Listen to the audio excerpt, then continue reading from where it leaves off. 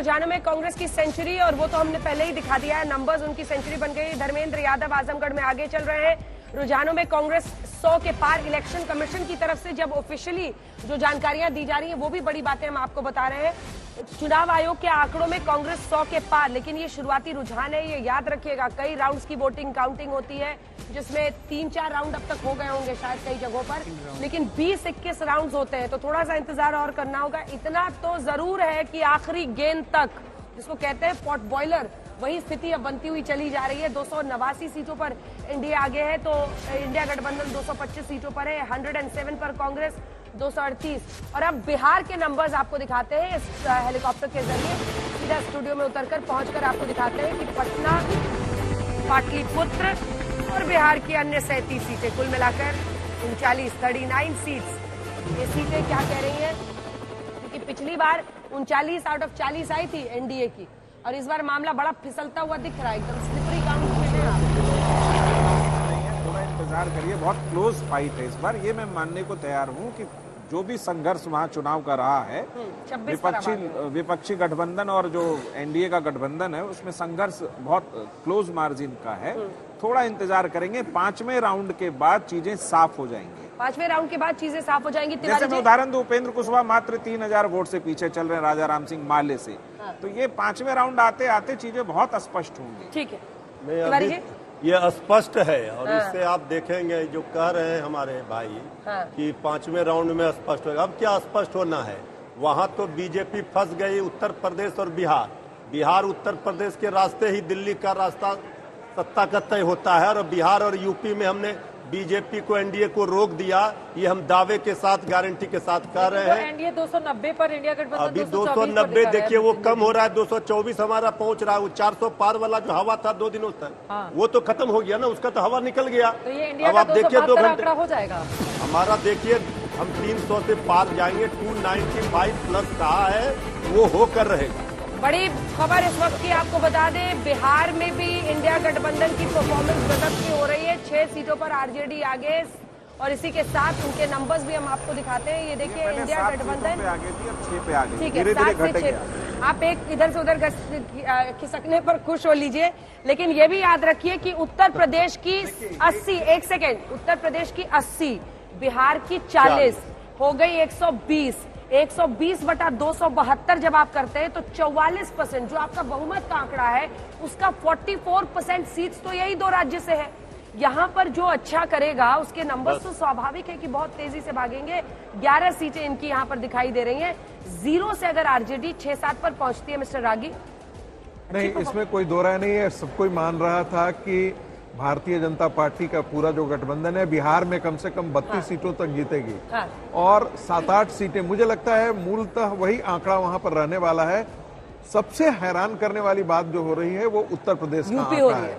उत्तर प्रदेश का आंकड़ा में मैं मान करके चल रहा था कि 62 सीटों से कम भारतीय जनता पार्टी अपने दम पर कम नहीं जीतेगी। 62 से 70 के बीच में 2014 खबर आ रही है, उसके बाद आ रही हूँ संगीत रागी। चुनाव आयोग के आंकड़ों में कांग्रेस 100 के पार पहुंच चुकी है, 104 इस वक्त हम आपको टीवी स्क्रीन पर दिखा रहे हैं। आरजेडी 6 पर, बिहार में यकीनन आरजेडी 0 से अगर 6 पर पहुंचती है तो उसके लिए ये अच्छी खबर होगी। इसी के मुताबिक अब तक 528 सीटों के रुझान निकलकर सामने आ रहे हैं। हरियाणा, राजस्थान में कांग्रेस पार्टी अच्छा प्रदर्शन कर रही है।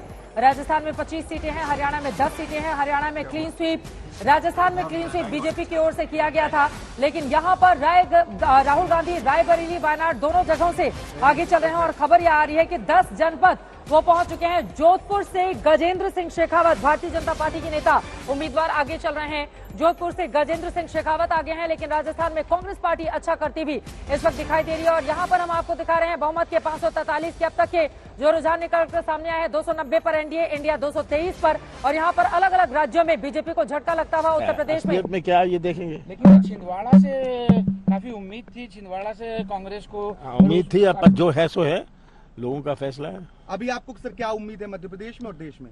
अभी मध्य प्रदेश का तो चल रहा है, देखते हैं। 20 राउंड हैं, अभी तो 3-4 राउंड ही खत्म हुए हैं। पीसीसी कार्यालय जा रहे हैं, मॉनिटरिंग करेंगे। हाँ, पीसी कार्यालय। यूपी में इंडिया गठबंधन का अच्छा परफॉर्मेंस निकल, हाँ, बहुत अच्छा है, बहुत अच्छा रहा। उत्तर प्रदेश में बहुत अच्छा कमलनाथ को आप सुन रहे थे, उनकी ओर से उम्मीद जताई गई कि अभी रुकिए, इंतजार कीजिए, क्योंकि बार बार नकुल नाथ को लेकर कमलनाथ से सवाल पूछा जा रहा है। इसी वजह से उनकी ओर से ये जवाब दिया गया है। आपको बताते चले, कंगना रनौत फिलहाल आगे चल रही हैं, 22,000 वोटों से इस वक्त आगे की ओर चलती हुई दिखाई दे रही हैं। जोधपुर से गजेंद्र सिंह शेखावत आगे हो गए हैं। बड़ी खबर, बड़ी जानकारी इस वक्त आपकी दे रहे हैं। जोधपुर से गजेंद्र शेखावत, हमीरपुर से अनुराग ठाकुर को 65,000 वोटों से आगे चल रहे हैं। अनुराग ठाकुर का वो गढ़ रहा है, इस बार फिर से वो कमाल करते हुए दिखाई दे रहे हैं। हालांकि थोड़ा इंतजार करना होगा। जोधपुर से गजेंद्र शेखावत आगे चल रहे हैं, लेकिन यहां पर बिहार और उत्तर प्रदेश से बीजेपी के लिए अच्छी खबरें निकलकर सामने नहीं आ रही हैं। खासतौर से अगर उत्तर प्रदेश की हम बात करें, वहां पर इंडिया गठबंधन एनडीए के ऊपर अपनी लीड बनाए हुए है।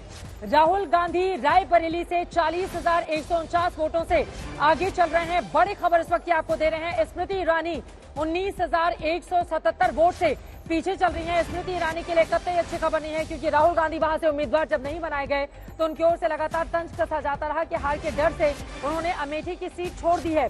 लेकिन अगर वहां से किशोरी लाल शर्मा लगातार सुबह से ही अपनी लीड बनाए हुए हैं तो ये एक बड़ी चुनौती स्मृति ईरानी के लिए। हालांकि बीजेपी कह रही है इंतजार कीजिए, जबकि बाकी जगह देखिए, गुजरात की हम आपको सीटें दिखा रहे हैं। 26 में से 23 पर बीजेपी की बड़ी बढ़त इस वक्त कायम है, और यहाँ पर 543 में से 292 पर एनडीए, 222 पर इंडिया आगे की ओर बढ़ता हुआ दिखाई दे रहा है। अलग अलग राज्यों के जो आंकड़े हैं वो भी हम आपको दिखा रहे हैं।